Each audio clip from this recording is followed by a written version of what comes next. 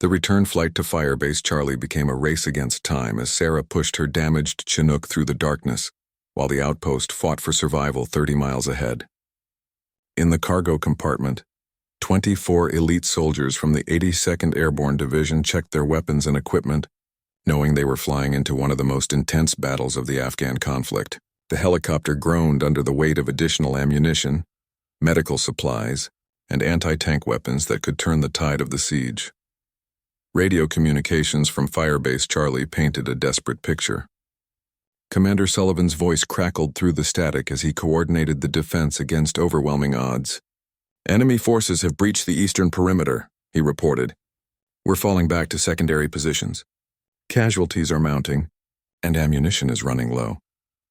Sarah could hear automatic weapons fire and explosions in the background of his transmissions. Captain Bradley's subsequent reports were even more alarming. "They're using human wave tactics," he announced grimly. "As soon as we repel one assault, another begins from a different direction. We've counted at least 300 enemy fighters, with more arriving every hour. Without immediate reinforcement, we'll be overrun before dawn." The landscape below revealed the scope of the enemy operation. Fires burned throughout the mountain valleys as American airstrikes continued hitting enemy positions. But new hostile forces seemed to appear as quickly as others were destroyed. Intelligence had drastically underestimated both enemy numbers and their level of organization for this coordinated offensive. 20 miles from Firebase Charlie, Sarah encountered the enemy's outer defensive ring. Surface-to-air missiles streaked past the Chinook as hidden anti-aircraft teams tried to prevent reinforcements from reaching the besieged outpost. She maneuvered desperately through the darkness, using every skill she possessed to avoid the deadly missiles while maintaining course toward the firebase. The airborne sergeant, Staff Sergeant Collins, moved forward to the cockpit as enemy fire intensified around them. "We need to get on the ground fast," he warned. "My men can fight their way through ground resistance, but we can't do anything about surface-to-air missiles from inside this helicopter." Sarah nodded, knowing that each minute in the air increased their vulnerability exponentially. Firebase. Charlie appeared ahead as a small island of light surrounded by the muzzle flashes of attacking enemy forces. The outpost's defensive perimeter had contracted significantly since Sarah's departure, with defenders now concentrated in a tight circle around the main buildings. Enemy forces had penetrated deep into the original defensive positions and were steadily advancing despite fierce resistance. The landing approach required Sarah to fly directly over enemy positions that had surrounded the firebase. Tracer rounds reached up toward the helicopter like deadly fireworks, while rocket-propelled grenades exploded close enough to rock the aircraft violently. The small landing zone was under direct enemy fire, making the insertion incredibly dangerous for everyone involved. "Coming in hot," Sarah announced as she began her descent toward Firebase Charlie. Collins and his paratroopers prepared for immediate combat as soon as they touched down. The helicopter's door gunners opened fire on enemy positions to suppress hostile forces during the critical landing phase. The moment the Chinook touched down, Collins's paratroopers poured from the aircraft and immediately engaged enemy forces that had infiltrated the firebase perimeter. Sarah kept the engines running while ammunition and medical supplies were rapidly unloaded. Enemy fire concentrated on the helicopter, recognizing it as a critical target that needed to be destroyed. Sullivan appeared through the chaos, coordinating the distribution of supplies while directing the newly arrived reinforcements to critical defensive positions. Despite his wounded arm and hours of continuous combat, he moved with the precision of an experienced warrior who understood that leadership could mean the difference between survival and annihilation. "Enemy armor approaching from the north," Sullivan reported as he helped unload anti-tank weapons from the Chinook. "Intelligence missed several armored vehicles that they've been holding in reserve. We need those javelins deployed immediately." Collins acknowledged and directed his men to establish anti-tank positions facing the new threat. The arrival of reinforcements and fresh ammunition began turning the tide of battle, but enemy forces responded by intensifying their assault. Mortar rounds fell like rain around Firebase Charlie, as hostile commanders realized that their window of opportunity was closing. The next hour would determine whether the coordinated enemy offensive succeeded or failed. Sarah faced another critical decision as enemy fire continued targeting her helicopter. Staying on the ground made the Chinook an easy target for enemy mortars and rocket-propelled grenades. but taking off would remove potential air support from the battle.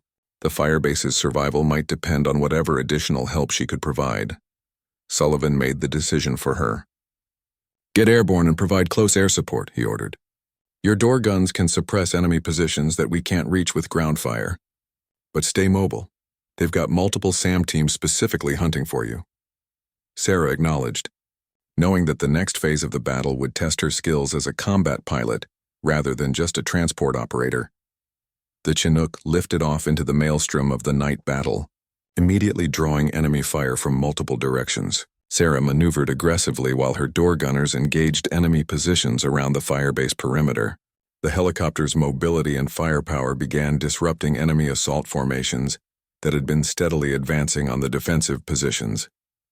For the next 2 hours, Sarah provided close air support while Firebase Charlie's defenders fought desperately against overwhelming odds. Her helicopter became a constant target for enemy fire. But the air support proved crucial in breaking up multiple enemy assaults that might otherwise have succeeded in overrunning the outpost. Dawn finally broke over the Afghan mountains, bringing with it the sound of approaching American helicopters carrying additional reinforcements.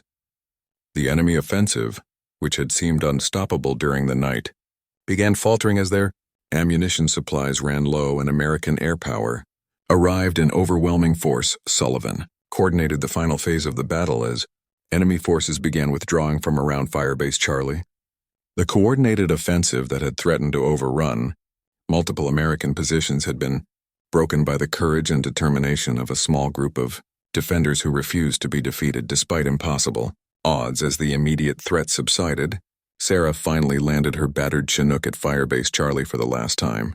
The helicopter had sustained significant additional damage during the night battle, but it had served its purpose in helping save the lives of American warriors who had depended on her skills and courage. Commander Sullivan approached her as she shut down the engines, his face reflecting exhaustion and gratitude in equal measure. "Captain Martinez," he said simply, "you saved our lives multiple times over the past 24 hours. You may have started this mission as just a transport pilot, but you proved that there's no such thing as just anything when American lives are on the line." Sarah looked around at the firebase defenders who were beginning to treat their wounded and assess the damage from the night's battle. She had learned that being a transport pilot meant much more than simply moving people and equipment from one place to another. Sometimes it meant being the thin line between survival and disaster for fellow warriors who depended on her skills, courage, and determination to bring them home safely. The mission that had begun as a routine extraction had evolved into one of the most intense combat operations of her career. Sarah had discovered that when the situation demanded it, even a transport pilot could become the critical factor in determining whether American heroes lived or died in the unforgiving mountains of Afghanistan. Darkness fell over Firebase Charlie like a shroud, bringing with it the promise of the most intense battle that any of the defenders had ever faced. Sarah stood beside her damaged Chinook, weighing an impossible decision that would determine the fate of everyone at the isolated outpost. The helicopter's mechanics had done their best with limited resources, but the aircraft remained in questionable condition for the evacuation flight that could save Sullivan's wounded SEALs. Commander Sullivan approached her with intelligence that made the decision even more critical. "Enemy communications intercepts indicate they're planning a 3-phase assault," he reported. "First, they'll use mortars and rockets to suppress our defenses. Then infantry will assault from multiple directions while sappers try to breach our perimeter. Finally, they'll overrun the base with superior numbers." Captain Bradley added his assessment of Firebase Charlie's defensive capabilities. "We've got 37 men in fighting condition, plus whatever help your SEALs can provide. Enemy strength is estimated at over 200 fighters with heavy weapons support. Without significant reinforcement or air support, we'll be overrun within hours of the assault beginning." Sarah studied the tactical situation while considering her options. Flying the wounded SEALs to safety would remove them from immediate danger, but would leave the firebase without air support during the critical battle. Staying would allow her to provide close air support with the Chinook's weapons, but would risk everyone's lives if the helicopter was destroyed, or if her wounded passengers didn't receive proper medical care. The decision was made for her when Sergeant Williams emerged from the medical facility with devastating news. "The SEAL with abdominal wounds is deteriorating rapidly," he announced. Without surgery at a major medical facility within the next 4 hours, he's not going to make it. The other wounded men are stable for now, but they need evacuation as soon as possible. Sullivan's face reflected the anguish of command as he processed this information. Martinez saved our lives getting us out of that valley, he told Sarah. I won't ask her to risk everyone's survival for one man, but he didn't need to finish the sentence. Sarah understood the impossible position they were all in. What if we don't have to choose? Sarah proposed, an idea forming that was either brilliant or suicidal. What if we evacuate the most critical wounded during the enemy's preliminary bombardment, when they're focused on suppressing the base defenses? The confusion might provide enough cover for a quick evacuation flight. The plan was incredibly risky. Enemy forces would be actively targeting the base during the bombardment, making flight operations extremely dangerous. But the preliminary phase of the assault might provide the only window of opportunity, when enemy attention was focused on their artillery. Rather than air defense, Captain, Bradley supported the plan despite its risks. Our intelligence suggests the bombardment will last about 30 minutes before the infantry assault begins. If you can get the wounded out during that window, we'll have eliminated one variable from an already impossible situation. Plus, you might be able to return with reinforcements. Sullivan insisted on remaining at Firebase Charlie despite his wounded arm. My team needs evacuation, but the Firebase needs every experienced fighter available. I can still operate effectively, and these defenders deserve the best leadership we can provide. Sarah admired his dedication, even as she worried about his decision to stay behind. Preparations for the evacuation began immediately. The 3 most critically wounded SEALs were prepared for transport, while the 2 who could still fight took positions with the Firebase defenders. Sullivan coordinated defensive preparations, while Sarah and her mechanics made final checks on the Chinook systems. Lieutenant Davis volunteered to accompany the wounded during the evacuation flight, despite the extreme danger involved. Those men need medical support during the flight, he explained. If something goes wrong with their conditions while you're flying, they'll need immediate help that you can't provide from the cockpit. The enemy bombardment began at exactly 2200 hours with a devastating barrage of mortar and rocket fire that shook the earth around Firebase Charlie. Explosions erupted throughout the outpost as enemy forces attempted to destroy defensive positions and equipment. Sarah waited for the optimal moment to launch, knowing that timing would be critical for survival. Now, Sullivan shouted as the bombardment reached maximum intensity. Sarah fired up the Chinook's engines as Davis and the medical team loaded the wounded SEALs aboard. The helicopter's rotor wash scattered debris from recent explosions as she lifted off into the chaos of the night battle. Flying through the bombardment was like navigating through hell. Enemy mortar rounds exploded around the climbing helicopter while rocket-propelled grenades streaked past the aircraft. Sarah flew without lights, using night vision equipment to navigate while enemy fires illuminated the landscape in flickering, deadly patterns. The flight to the nearest major medical facility required 45 minutes through increasingly hostile territory. Enemy forces had positioned anti-aircraft weapons along likely flight routes, forcing Sarah to constantly change altitude and direction while maintaining enough speed to reach medical care in time for the critically wounded SEAL. Halfway through the flight, one of the wounded SEALs went into cardiac arrest. Davis worked frantically to resuscitate him, while Sarah pushed the damaged helicopter to its limits, racing against time and enemy fire to reach the medical facility. The irony wasn't lost on her that saving one life might depend on decisions that endangered everyone else. Regional Command contacted Sarah during the flight with updates on Firebase Charlie's situation. The infantry assault had begun ahead of schedule, and the small outpost was under attack from 3 directions simultaneously. Sullivan was coordinating the defense while Captain Bradley managed ammunition distribution and casualty evacuation within the base. Reinforcements are en route, the command center reported, but they won't arrive for at least 2 hours. Firebase Charlie needs to hold until then. Sarah realized that her decision to evacuate the wounded might have removed critical air support during the most desperate phase of the battle. The medical facility appeared ahead as Davis successfully revived the wounded. Cecil. Sarah brought the Chinook in for an emergency, landing as medical teams rushed forward with gurneys and equipment. The wounded warriors were quickly transferred to trauma surgeons, while Sarah refueled and prepared for the return flight to Firebase. Charlie Major Thompson met Sarah, At the medical facility, with new orders and additional personnel, load up with ammunition and medical supplies, he instructed. We're sending a quick reaction force back with you to reinforce the firebase. Intelligence indicates enemy numbers were significantly underestimated. The return flight would be even more dangerous than the evacuation. Enemy forces knew that reinforcements would be coming, and they would be specifically watching for helicopters carrying additional troops and supplies. Firebase Charlie's survival might depend on Sarah's ability to deliver help through whatever defenses the enemy had prepared. As she lifted off with a full load of reinforcements and supplies, Sarah could see the distant glow of Firebase Charlie under attack. Tracer rounds streaked through the darkness while explosions illuminated the mountainsides around the besieged outpost. Sullivan and the defenders were fighting for their lives, while she raced to bring them the help they desperately needed. The final phase of the mission would test every skill Sarah had developed during her military career. Flying a damaged helicopter through hostile territory while carrying the Firebase's last hope for survival would either cement her reputation as an exceptional pilot or result in the loss of everyone, depending on her skills and courage. Firebase Charlie erupted into controlled chaos as the wounded SEALs were rushed from Sarah's damaged Chinook to the outpost's small medical facility. The Firebase medic, Sergeant First Class Williams, immediately began triaging the injured warriors while enemy sniper fire continued to harass the defenders from the surrounding mountains. Sarah kept her engines running, knowing that her helicopter might be their only way out if the outpost was overrun. Commander Sullivan, despite his wounded arm, refused medical treatment until his men were stabilized. He moved between the injured SEALs, offering encouragement and coordinating with Williams on their medical needs.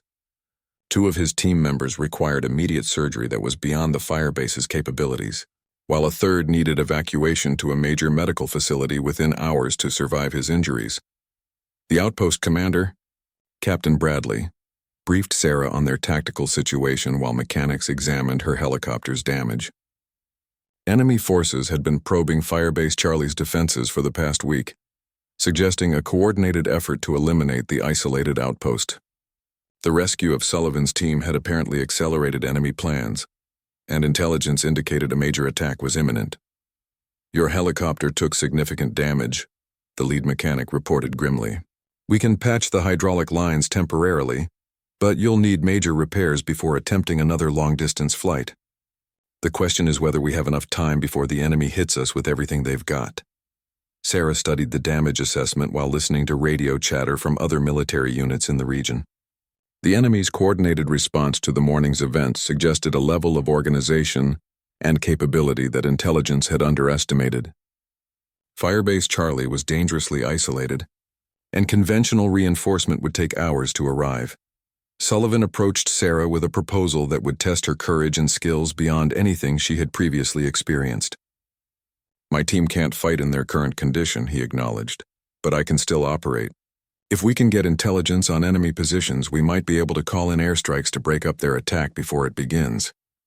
The plan was audacious and dangerous. Sarah would use her helicopter to conduct reconnaissance flights around the firebase, identifying enemy positions for targeting by fighter aircraft and artillery units. It meant flying a damaged aircraft into hostile territory, where enemy fighters would be specifically watching for air activity. But it offered the best chance of survival for everyone at the outpost. Captain Bradley supported the plan despite its risks. We've got maybe 6 hours before they hit us with everything, he estimated.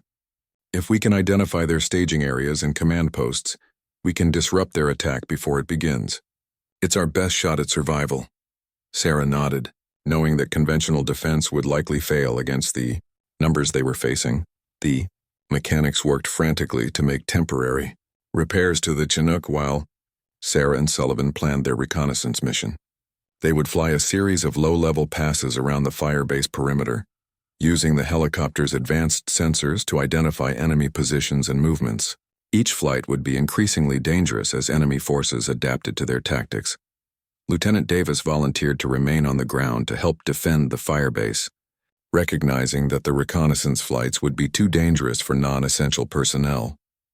His position was taken by Sergeant Peterson, a combat veteran with experience in forward air control, who could help identify priority targets for airstrikes. The first reconnaissance flight launched just as the sun reached its zenith.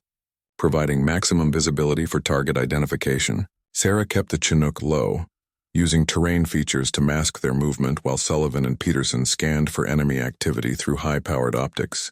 The surrounding mountains revealed disturbing evidence of large-scale enemy preparation.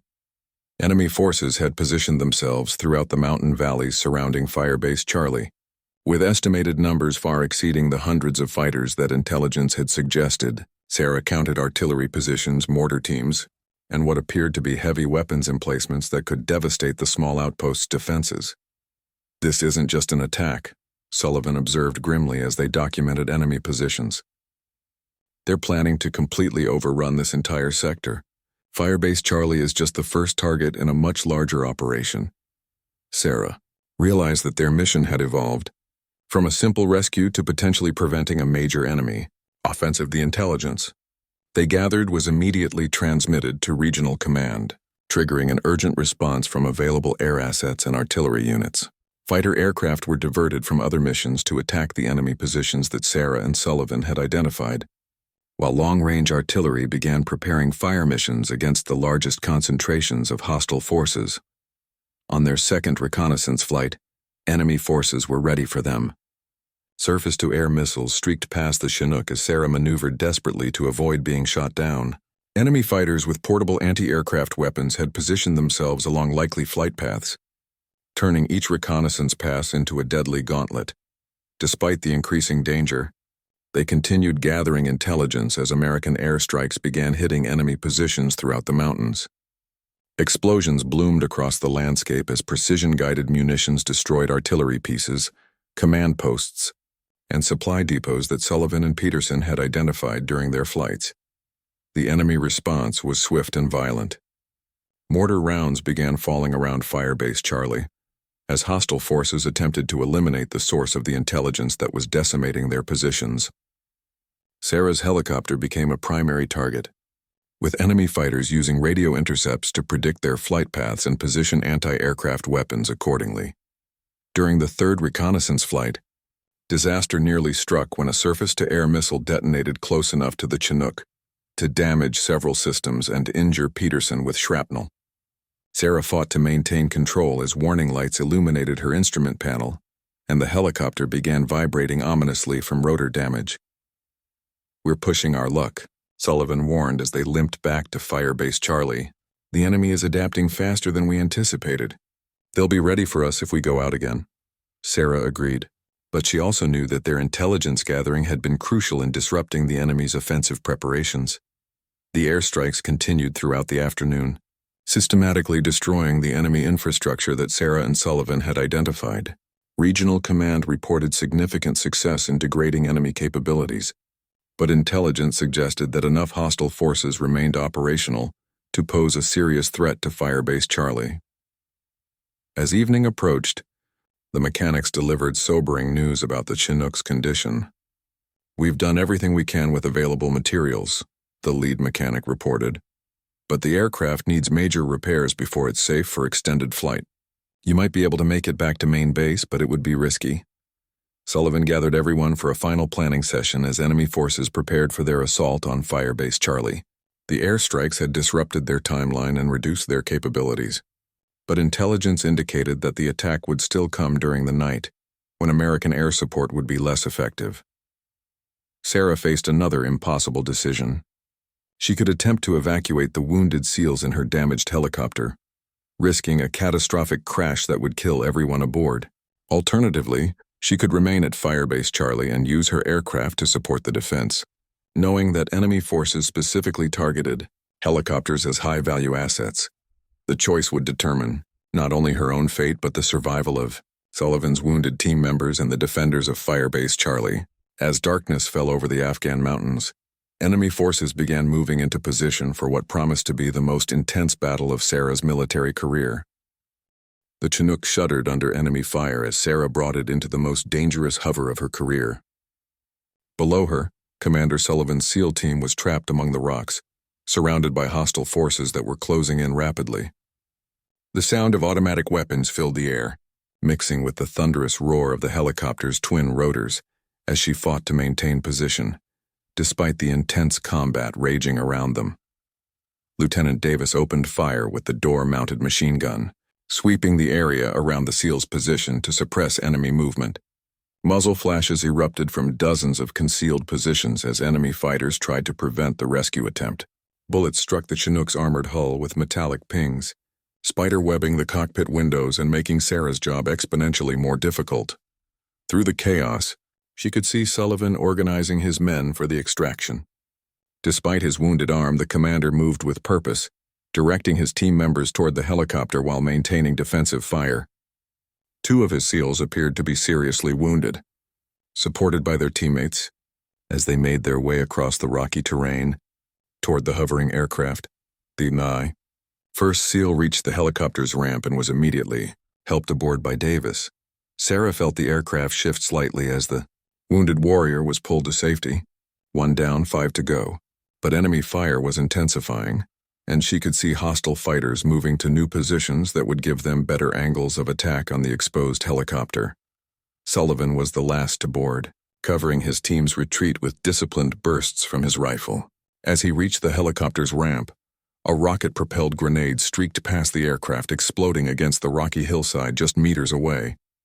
The blast wave rocked the Chinook violently, and Sarah fought to maintain control as debris rained down around them. "Everyone's aboard," Davis shouted through the intercom.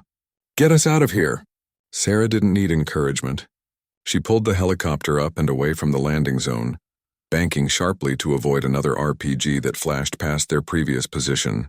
The enemy had found their range, and staying in one place for even a few more seconds would have been fatal. As they climbed away from the valley floor, Sarah could see the full scope of the battle below.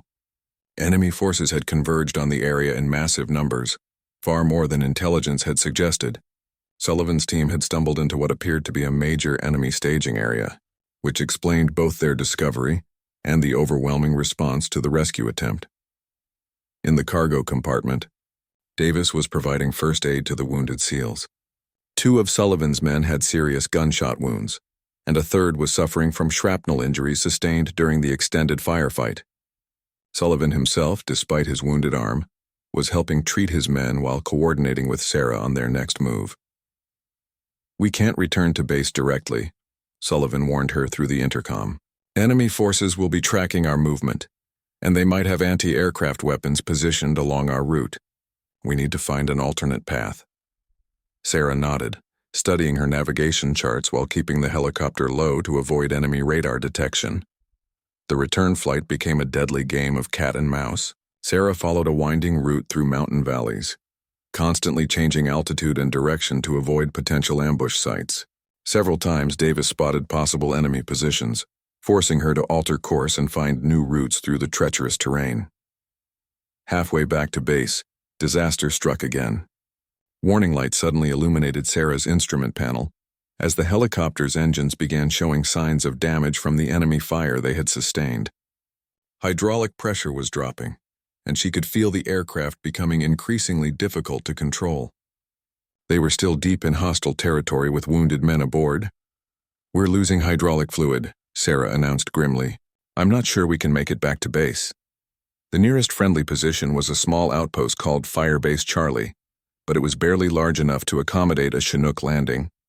More concerning, intelligence reports suggested enemy activity in that area as well. Sullivan moved forward to the cockpit, his face grim but determined. "Firebase Charlie is our best option," he agreed. "My team can provide security if we encounter enemy forces on the ground." Sarah appreciated his confidence, but she knew that his wounded SEALs were in no condition for another firefight. The approach to Firebase Charlie required Sarah to navigate through a narrow mountain pass while fighting increasingly unresponsive flight controls. The helicopter was bleeding hydraulic fluid, leaving a visible trail in the air that enemy forces could potentially follow. Every minute in the air increased the risk of complete system failure. As they rounded the final mountain peak, Firebase Charlie came into view. The small outpost consisted of a handful of buildings surrounded by defensive positions, barely more than a reinforced observation post. The landing area was a small cleared space that would challenge Sarah's skills even under normal circumstances. And current conditions were far from normal. Radio contact with Firebase Charlie revealed another complication. The outpost was under intermittent attack from enemy forces probing their defenses. Landing there would put the wounded SEALs in the middle of another combat zone, but they had no choice. The helicopter wouldn't stay airborne much longer. "Coming in hot," Sarah announced to the outpost commander. "We have wounded personnel aboard and need immediate medical assistance." The firebase commander acknowledged and promised to have his medic ready, but he warned that enemy snipers were active in the area and the landing would be dangerous. Sarah lined up her approach to Firebase Charlie as the Chinook systems continued to degrade.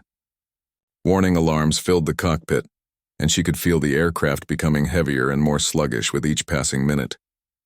The landing would require precision timing and a considerable amount of luck.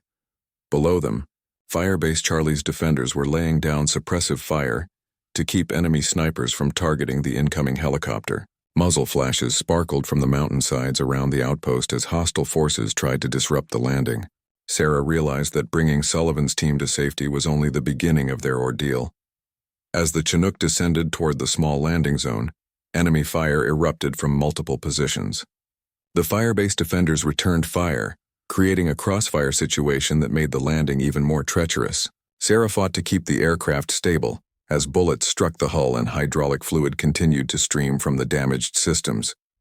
The moment the helicopter touched down, Firebase Charlie's medical team rushed forward to evacuate the wounded SEALs. Sullivan coordinated the transfer while Sarah kept the engines running, knowing that they might need to take off again quickly if enemy forces overran the outpost's defenses.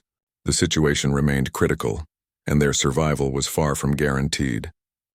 The smoke rising from the valley told a story that Sarah didn't want to read. As her Chinook approached the area where Commander Sullivan's SEAL team had last been located, the scope of the disaster became increasingly clear.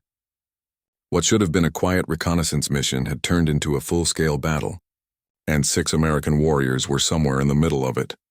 Staff Sergeant Rodriguez pressed against the cockpit window, studying the terrain below through binoculars. "I count at least 3 separate firefights," he reported grimly. "Heavy weapons fire from multiple positions. This isn't just a patrol that stumbled into trouble. This looks like a coordinated enemy operation." Sarah maneuvered the helicopter carefully, using the mountainous terrain to stay hidden while searching for any sign of Sullivan's team. The valley floor was a patchwork of rocky outcrops, scattered buildings and areas of dense vegetation that could conceal friend or foe. Every shadow could hide an enemy fighter with a rocket-propelled grenade, and every clearing could be a trap. Lieutenant Davis, monitoring communications, suddenly grabbed Sarah's arm. "I'm picking up fragmented transmissions on the SEAL frequency," he announced excitedly. "Someone's alive down there, but the signal is weak and broken." Sarah felt a surge of hope mixed with determination. If Sullivan's team was still fighting, she would find a way to reach them. The first attempt to locate the SEALs nearly ended in disaster. As Sarah brought the Chinook lower to investigate a possible landing zone, enemy fire erupted from concealed positions. Bullets struck the aircraft's armored hull, and Rodriguez shouted for an immediate retreat. Sarah pulled the helicopter up and away, her heart pounding as she realized how close they had come to being shot down. "We need a different approach," Rodriguez said as they regrouped at a safe distance. "The enemy has this valley locked down tight. They're expecting us to come in low and slow, so we need to surprise them." Sarah studied the terrain, looking for an alternative that wouldn't expose her aircraft and crew to concentrated enemy fire. The solution came from an unexpected source. Lieutenant Davis had been monitoring enemy communications and discovered something crucial. "They're coordinating through a command post on the eastern ridge," he reported. "If we can neutralize that position, it might disrupt their entire operation long enough for us to extract the SEALs." Sarah looked at Rodriguez, knowing what he was thinking. The quick reaction force could assault the enemy command post, but it would require her to insert them in a heavily defended area under fire. It was exactly the kind of mission that transport pilots weren't supposed to undertake, but conventional tactics weren't working. "Can you get us close enough?" Rodriguez asked. Sarah studied the approaching ridgeline, calculating angles of attack and escape routes. The landing zone would be small, the approach dangerous, and the enemy would have every advantage. But somewhere below, Sullivan's team was running out of time and options. "Hold on tight," Sarah said as she banked the Chinook toward the enemy position. "This is going to be rough." She dropped the helicopter into a steep dive, using speed and the element of surprise to minimize their exposure to enemy fire. The mountainside rushed past the windows as she pushed the aircraft to its limits. The landing was controlled chaos. Sarah touched down just long enough for Rodriguez and his rangers to leap from the aircraft before enemy fire forced her to lift off again. As she pulled away, she could see the rangers advancing up the ridge toward the enemy command post, their weapons blazing as they fought their way forward. With Rodriguez's team engaged in their assault, Sarah turned her attention back to finding Sullivan's SEALs. The enemy communications were becoming increasingly frantic as their coordinated defense began to break down. In the confusion, she spotted movement in a cluster of rocks near the valley's center that looked different from the enemy positions she had observed earlier. Flying closer, Sarah's heart leaped as she recognized military hand signals being flashed from the rocks. It was Sullivan's team, pinned down but alive and desperately trying to communicate with the rescue aircraft. She could see that they were surrounded by enemy fighters who were slowly closing in on their position. The SEAL team's situation was precarious. They had found defensive cover among the rocks, but they were outnumbered and running low on ammunition. Sarah could see muzzle flashes from multiple enemy positions that had them completely surrounded. Any attempt to extract them would require landing directly in the middle of a firefight. Sullivan himself appeared among the rocks, waving frantically toward Sarah's helicopter. Even from a distance, she could see that he was wounded, his left arm hanging limply at his side. The other members of his team were visible only as occasional movements between the rocks, suggesting that casualties among the SEALs were likely significant. Sarah faced an impossible decision. The standard procedure would be to wait for Rodriguez's rangers to clear the area before attempting an extraction. But Sullivan's team didn't have time to wait. Enemy forces were closing in, and every minute increased the likelihood that the SEALs would be overrun and killed or captured. Making a choice that went against everything in her training manual, Sarah decided to attempt the extraction immediately. She called Lieutenant Davis on the intercom and explained her plan. "We're going in hot," she announced. "Get ready to provide covering fire while I try to get close enough for them to board." Davis looked terrified but nodded his understanding. As the co-pilot, he had a machine gun mounted in the aircraft that could provide some defensive fire, though it wouldn't be enough against the concentration of enemy forces surrounding the SEAL team. They would be depending entirely on surprise and Sarah's flying skills to succeed. The approach required Sarah to fly directly over known enemy positions while maintaining enough control to hover near the rocks where Sullivan's team was trapped. As she began her descent, enemy fire intensified dramatically. Bullets struck the Chinook's hull and shattered several windows, but the aircraft's armor held. Sullivan's team began moving as soon as they saw the helicopter approaching. Despite their wounds and exhaustion, they moved with the precision and coordination that marked them as elite warriors. Sarah could see Sullivan directing his men toward the best position for pickup while maintaining defensive fire against the surrounding enemy forces. The next few minutes would determine whether 6 American heroes made it home alive or whether Sarah's decision to attempt an impossible rescue would result in the loss of even more lives. Captain Sarah Martinez had always believed that being a transport pilot meant staying in the background. While fighter pilots got the glory and special forces grabbed the headlines, she was content flying cargo runs and personnel transport missions across the Middle East. Her CH-47 Chinook helicopter wasn't glamorous, but it was reliable, and so was she. The morning of March 15th started like any other at Forward Operating Base Phoenix in Afghanistan. Sarah was checking her aircraft systems when her commanding officer, Major Thompson, approached with a mission briefing that would change everything. The assignment seemed routine enough. Transport a Navy SEAL team to a remote outpost near the Pakistani border for a reconnaissance mission. Standard insertion. "Captain," Major Thompson explained, handing her the flight plan. "Drop them at coordinates Alpha 74, then return to base. They'll call for extraction in 72 hours. Sarah nodded, studying the terrain maps. The landing zone was in mountainous territory, challenging but nothing she hadn't handled before in her 8 years of military service. Commander Jake Sullivan was the team leader, a decorated SEAL with piercing blue eyes and an air of quiet confidence that immediately caught Sarah's attention. As his 6-man team loaded their gear into her Chinook, he briefed her on the mission parameters. Intelligence had detected unusual enemy activity in the region, and his team was tasked with gathering information without engaging unless absolutely necessary. "Keep your radio on Channel 7, Sullivan told her as they lifted off. "If things go sideways, we might need a quick exit." Sarah assured him she'd be ready, though both of them expected a routine operation. The flight to the drop zone took 90 minutes, navigating through mountain passes while avoiding known enemy positions. The insertion went smoothly. Sarah touched down in a small clearing surrounded by rocky outcrops, and Sullivan's team quickly unloaded their equipment. Before departing, the commander looked back at her through the cockpit window and gave a small salute. Something about that gesture stuck with her during the return flight to base.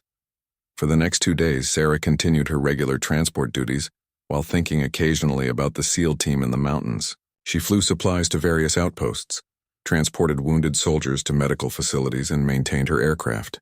The work was demanding but predictable, exactly the way she preferred it. On the 3rd day, everything changed.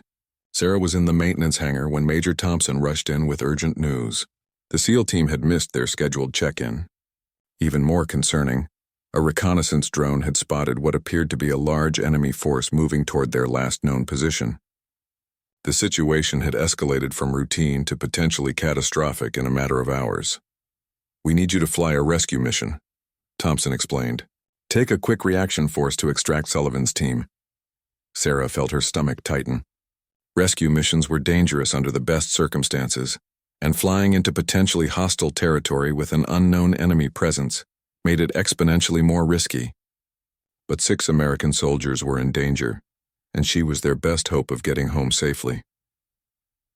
The quick reaction force consisted of 12 Army Rangers led by Staff Sergeant Rodriguez, a tough veteran with multiple combat deployments. As they loaded into Sarah's Chinook, Rodriguez briefed her on the tactical situation. Enemy communications had been intercepted, suggesting a major operation was underway in the area where Sullivan's team was operating. "We don't know their exact location," Rodriguez admitted as they lifted off. "Last GPS ping was 8 hours ago near grid reference Bravo 29. We'll start there and work outward." Sarah nodded grimly, knowing that finding 6 men in the vast Afghan mountains would be like searching for needles in a haystack, especially if they were trying to avoid enemy detection. The flight to the search area took them through increasingly hostile territory. Sarah kept the Chinook low, using the mountainous terrain to mask their approach from enemy radar and observation posts. Her co-pilot, Lieutenant Davis, monitored communications while scanning for any sign of Sullivan's team or enemy activity. As they neared the target area, Rodriguez's team prepared for immediate deployment. Each Ranger checked his weapon and equipment one final time. The tension in the aircraft was palpable as everyone understood they were flying into an unknown situation, where American lives hung in the balance. Sarah's hands gripped the controls tighter as they approached the coordinates of the SEAL team's last known position. The landscape below was a maze of rocky ridges, deep valleys, and scattered vegetation that could hide either friend or foe. Her training had prepared her for moments like this, but the reality of potentially losing fellow service members made her heart race. Through her headset, she heard fragmented radio transmissions on various military frequencies. Most were routine communications from other units, but occasionally she caught snippets that suggested increased enemy activity throughout the region. Whatever had drawn Sullivan's team into this area had clearly attracted significant attention from hostile forces. As the Chinook crested a ridge and entered the valley where the SEALs were last located, Sarah spotted something that made her blood run cold. Smoke was rising from several locations across the valley floor, and she could see movement that didn't look like wildlife or friendly forces. The situation on the ground appeared far more serious than anyone had anticipated. Rodriguez moved forward to the cockpit and pointed toward a cluster of buildings in the distance. "That's the village they were supposed to observe," he said. "But it looks like all hell broke loose down there." Sarah adjusted course toward the smoke, knowing that somewhere in that chaos, Commander Sullivan and his team were fighting for their lives. The rescue mission that was supposed to be a simple extraction had become something far more complex and dangerous. Sarah realized that her role as just a transport pilot was about to be tested in ways she had never imagined. The lives of American warriors depended on her skills, her courage, and her determination to bring them home no matter what obstacles lay ahead.